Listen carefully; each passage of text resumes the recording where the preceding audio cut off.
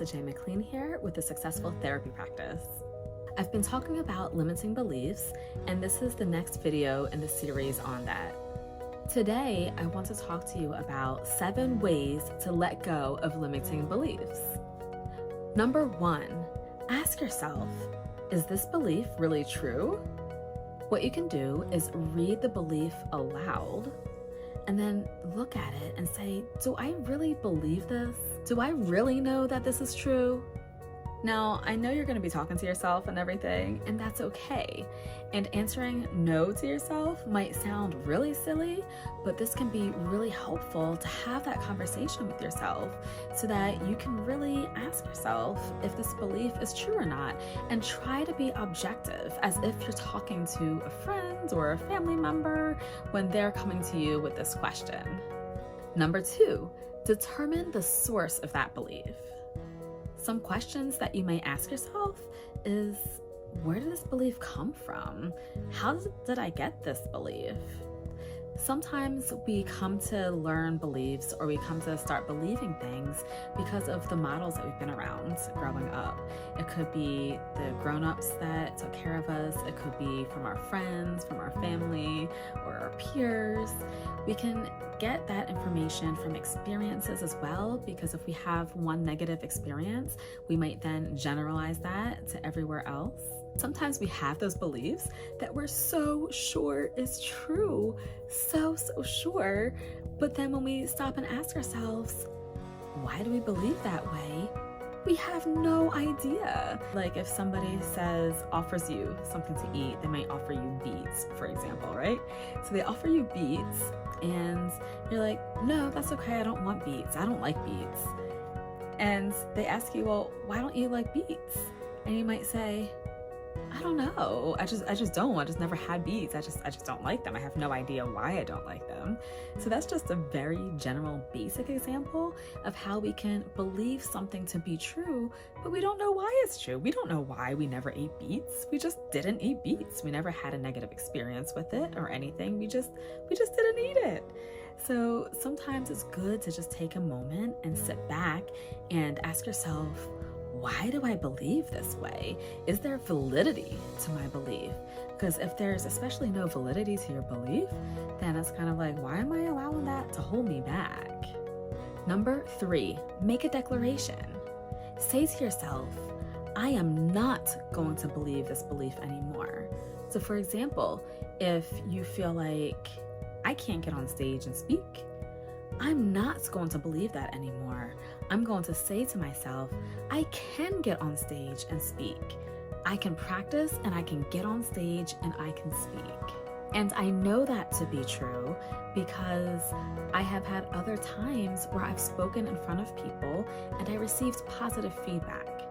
So make your declaration and then find proof of why that is true or can be true. Number 4, imagine being free from that belief. What would that look like for you? What would that feel like?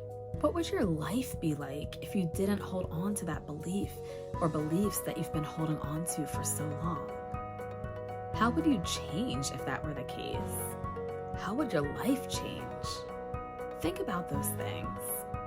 Number 5, now replace that limiting belief that you have.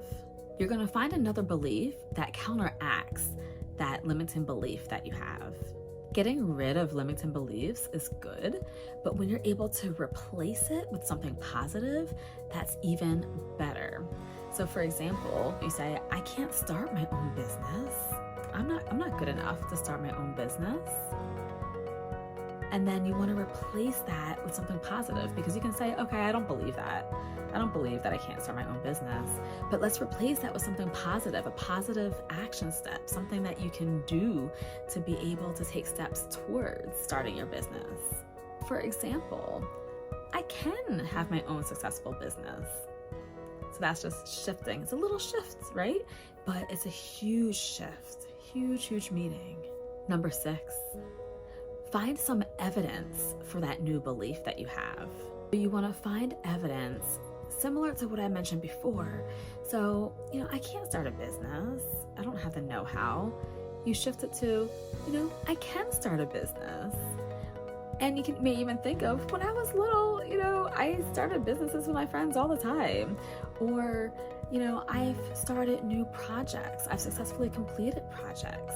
So you find evidence wherever you can of your abilities, your capabilities, and you continue building on that. So anytime that you have evidence, put that in your jar so that when you start doubting yourself, you can go back to that jar, open it up, and pull out those memories of the evidence of where you were successful at starting things. Number 7, test yourself.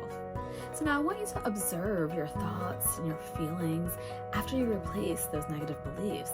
How are you doing now? Are you feeling any lighter when you start replacing those beliefs? Do you feel any more empowered? Do you feel more courage? How are you feeling inside? Just notice that. Once you replace those limiting beliefs and replace them with more positive, empowering beliefs, you will start to feel much better. Not only will you start to feel better, you'll start to behave differently and do things differently. You'll start to step out of your comfort zone. You'll start to create that successful business that you've been looking to create. You'll start creating and doing those projects that you've been invited to do that you were afraid to do in the past. You will start being even more amazing than you already are. Feel free to drop any comments below, and I'll leave some materials for you so that you can check out more information about ways to let go of those limiting beliefs. We don't want them here. We want to let them go. Again, my name is Melissa J. McLean with the Successful Therapy Practice. Bye.